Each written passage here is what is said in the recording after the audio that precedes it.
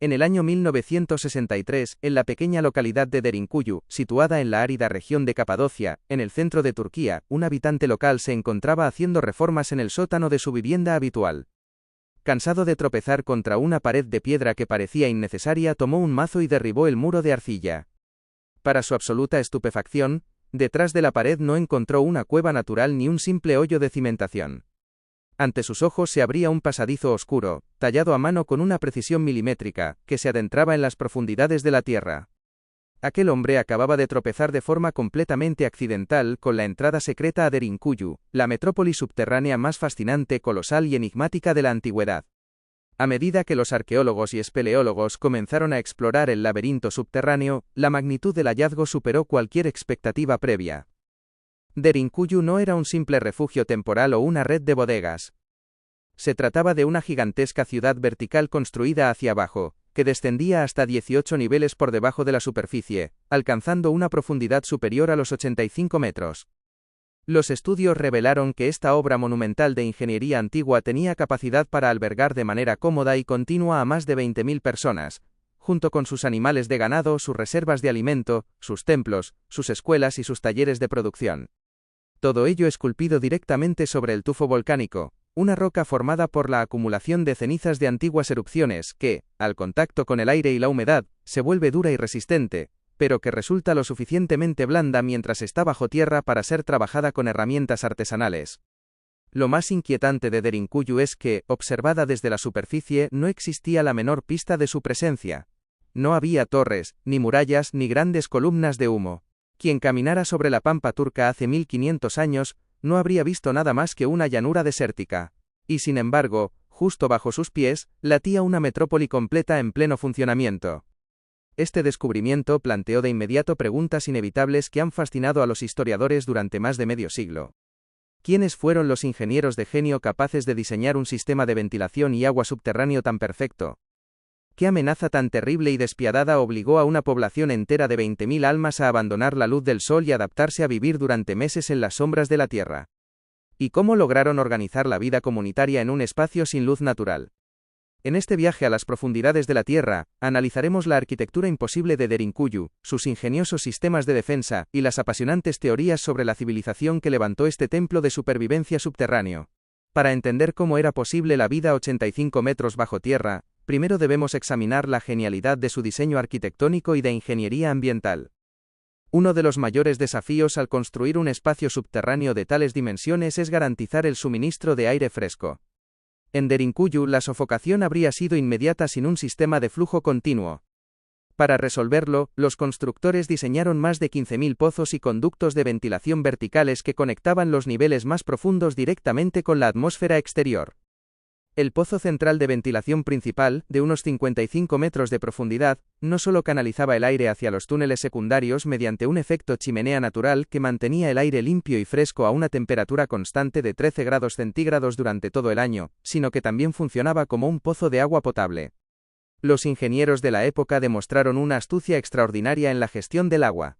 Conscientes de que un enemigo exterior podía intentar envenenar los pozos desde la superficie para forzar la rendición de la ciudad, diseñaron los niveles inferiores del sistema hidráulico de tal forma que no estuvieran conectados directamente con los pozos de la superficie. Los habitantes de las plantas inferiores podían extraer agua limpia de los acuíferos subterráneos profundos sin que las tropas que marchaban por arriba supieran siquiera dónde se encontraba la fuente de vida. La organización espacial de Derinkuyu estaba estructurada de forma lógica y jerárquica. Los niveles más cercanos a la superficie, las plantas primera y segunda, estaban dedicados a los establos para el ganado bovino y caprino. Ubicar a los animales cerca de las entradas principales reducía el olor en las profundidades y facilitaba su entrada y salida rápida. En estas mismas plantas se encontraban los prensadores de vino y aceite de oliva, grandes cocinas comunitarias dotadas de chimeneas invisibles desde el exterior y enormes almacenes de grano. A medida que se descendía a los niveles intermedios, entre las plantas tercera y quinta, la ciudad albergaba la vida social y residencial. Se construyeron cientos de habitaciones familiares conectadas por pasillos estrechos, comedores comunitarios, salas de reunión y una amplia escuela religiosa con techos abovedados y dependencias para profesores y alumnos. Finalmente, en los niveles más profundos, entre las plantas sexta y octava, se situaban las salas de reunión más sagradas, iglesias cruciformes esculpidas directamente en la piedra, salas de bautismo y mazmorras de seguridad. Sin embargo, lo que convierte a Derinkuyu en una obra maestra de la arquitectura militar no es solo su infraestructura habitable, sino sus infranqueables sistemas de defensa. Toda la ciudad fue concebida como una trampa mortal para cualquier invasor que lograra descubrir alguna de sus entradas. Los pasillos y túneles que conectaban las distintas dependencias eran deliberadamente estrechos y de techo bajo. Esto obligaba a los soldados enemigos a avanzar en fila india y agachados, impidiéndoles blandir sus espadas o utilizar sus escudos con libertad. Además, cada uno de los 18 niveles de la ciudad podía aislarse por completo del resto mediante un sistema de puertas correderas de piedra monolítica con forma de rueda de molino. Estas descomunales piedras de bronce y granito, de hasta 2 metros de diámetro y media tonelada de peso, estaban encajadas en nichos especiales dentro de la pared. En caso de ataque, los defensores solo tenían que hacer palanca para que la enorme rueda de piedra rodara sobre un raíl de roca y sellara el pasadizo herméticamente. Lo más fascinante es que estas puertas solo podían abrirse o cerrarse desde el interior. Para un ejército enemigo en la superficie, romper o mover una piedra de media tonelada desde un pasillo donde solo cabía un hombre agachado era una misión físicamente imposible. Si los atacantes lograban superar una de las puertas, los defensores simplemente se retiraban al siguiente nivel inferior, sellaban la siguiente piedra y dejaban al enemigo atrapado en un laberinto a oscuras, expuesto a ser atacado a través de pequeños orificios practicados en el techo por donde los defensores vertían aceite hirviendo o lanzaban lanzas. Frente a semejante despliegue de ingeniería, la gran pregunta que divide a los historiadores es: ¿quiénes construyeron inicialmente Derinkuyu y de quién se estaban escondiendo? La teoría académica más aceptada atribuye las fases iniciales de excavación a los frigios, un pueblo indoeuropeo que habitó la región de Anatolia entre los siglos VIII y VII a.C., cuya presencia en las cuevas de Capadocia fue documentada por el historiador griego Jenofonte en su obra Anábasis. Sin embargo, otros arqueólogos sugieren que el origen de la ciudad podría ser aún más antiguo, remontándose al imperio hitita alrededor del 14.000 a.C., cuando los hititas necesitaban protegerse de los ataques devastadores de los pueblos del mar. Lo que no admite dudas es que el período de máximo esplendor, ampliación y ocupación masiva de Derinkuyu ocurrió durante el Imperio Bizantino, entre los siglos V y XII de nuestra era. Durante la época romana y posteriormente, durante las cruentas guerras árabes bizantinas, la población cristiana de Capadocia utilizó la red de ciudades subterráneas de la región, de las cuales se han descubierto más de 200, como un refugio infranqueable. Cuando los vigías apostados en las colinas detectaban la llegada de tropas invasoras o bandas de saqueadores, las campanas de las aldeas sonaban, y en cuestión de pocas horas, miles de campesinos, familias completas con sus rebaños y suministros, desaparecían de la faz de la tierra hacia el interior de la roca. Allí podían permanecer ocultos durante semanas o incluso meses, hasta que la amenaza exterior se retiraba. A pesar de su gloria pasada, con el paso de los siglos y la estabilización política de la región tras la consolidación del Imperio Otomano, la necesidad de ocultarse bajo tierra fue desapareciendo paulatinamente.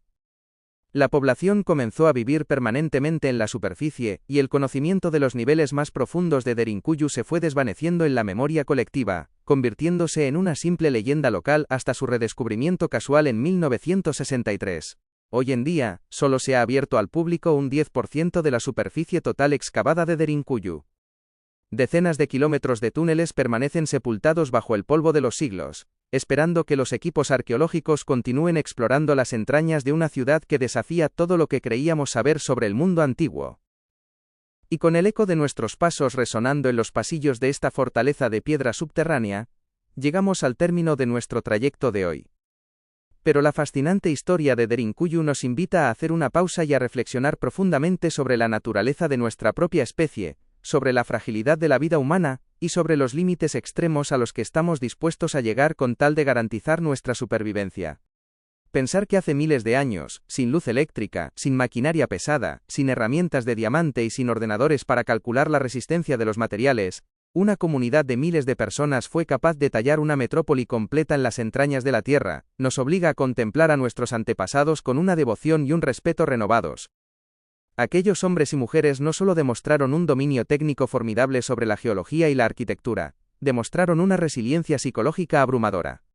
Imaginad por un instante lo que significaba la vida dentro de Derinkuyu durante un asedio. Pasar semanas enteras a 80 metros bajo la superficie, iluminados únicamente por pequeñas lámparas de aceite de linaza, escuchando el retumbo sordo de los cascos de los caballos enemigos marchando sobre el techo de roca, educando a los niños en aulas subterráneas y orando en capillas esculpidas en la oscuridad.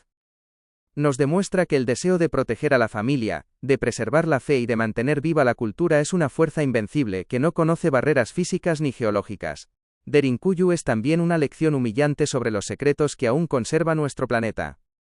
Durante siglos, las generaciones modernas caminaron sobre los prados de Capadocia sin sospechar que a pocos metros bajo sus zapatos dormía una ciudad de 20.000 habitantes. Nos recuerda que la historia humana no solo se escribe hacia arriba construyendo rascacielos y monumentos que desafían al cielo, sino que a veces se escribe hacia abajo, en el silencio de la piedra, guardando lecciones eternas para quienes se atreven a mirar en la oscuridad. En Mundo Curioso nos apasiona adentrarnos en estos laberintos del pasado, porque cada pasadizo descubierto, cada puerta de piedra y cada pozo de ventilación nos conecta de forma directa con la mente, los miedos y los sueños de quienes caminaron por la Tierra mucho antes que nosotros. Y ahora, mis queridos exploradores y mentes inquietas, la palabra es completamente vuestra. ¿Qué impresión os causa la colosal ciudad subterránea de Derinkuyu? ¿Creéis que la teoría oficial de los frigios y los bizantinos explica del todo semejante proeza de la ingeniería? ¿O pensáis que las fases más profundas de la ciudad pertenecen a una civilización aún más antigua y olvidada? ¿Cómo os imagináis que era la convivencia diaria de 20.000 personas en la penumbra de las cavernas? Dejadme todas vuestras impresiones, hipótesis y comentarios en el cajón de abajo. Sabéis que siempre disfruto muchísimo leyendo vuestras opiniones y participando en los apasionantes debates que organizamos en el canal.